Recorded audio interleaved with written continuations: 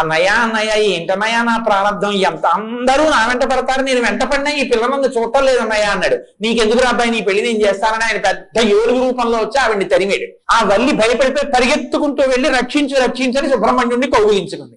అన్నయ్యగా అంతర్ధానం అయిపోయాడు, వల్లి కళ్యాణం అయిపోయింది. అందులో తమ్ముడికి పెళ్లి చేసిన వాడు ఆయన.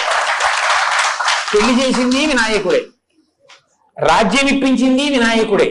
పుట్టుక అలా ఉండేటట్టు, తాను ఇద్దరితో కలిస్తే పుట్టినట్టు, కలవకుండా పుట్టినట్టు సుబ్రహ్మణ్యుడికి అధికారం ఇచ్చినవాడు ఆయనే.